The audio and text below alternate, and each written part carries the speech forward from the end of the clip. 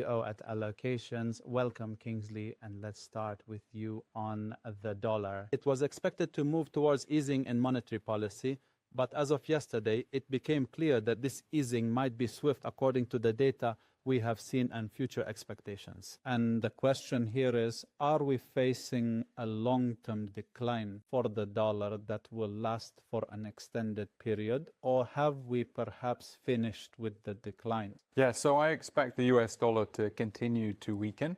And we've just had the 25 basis point rate cut by the Fed yesterday. There's another 2 cuts expected by end of year, totaling about 50 basis points, and more rate cuts expected in 2026. So overall, we're expecting the Fed to continue to cut interest rates, which will continue to weaken the US dollar.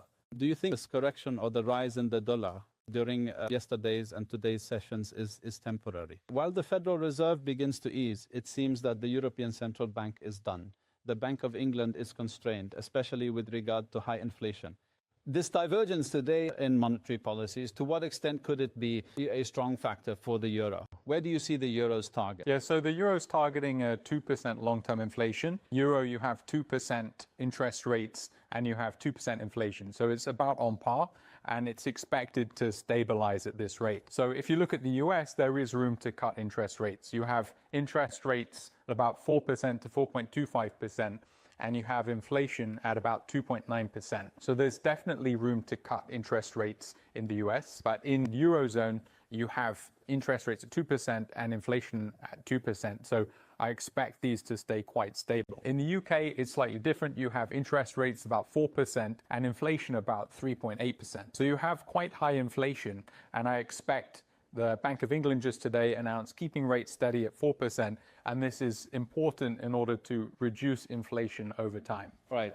Away from the major currencies, let me also ask you something in your area of expertise today. Bitcoin has experienced a clear weakness since mid-August until the beginning of September. We started to see the bulls waking up again. And today, Bitcoin is near levels of $118,000. Where do you think this strength comes from? Yeah, I expect Bitcoin to hit 150K to 200K per Bitcoin by end of year. And this is 2 main reasons. Firstly, we have interest rates coming down. The Fed's already cut interest rates by 25 basis points yesterday, and we're expecting another 50 basis points cuts by end of year and more interest rate cuts in 2026. So this is very bullish for Bitcoin. As more money is printed, more money goes into these risk assets like Bitcoin. Secondly, Bitcoin is inherently deflationary. So there's only 21 million coins printed of Bitcoin, and every year there's less coins mined.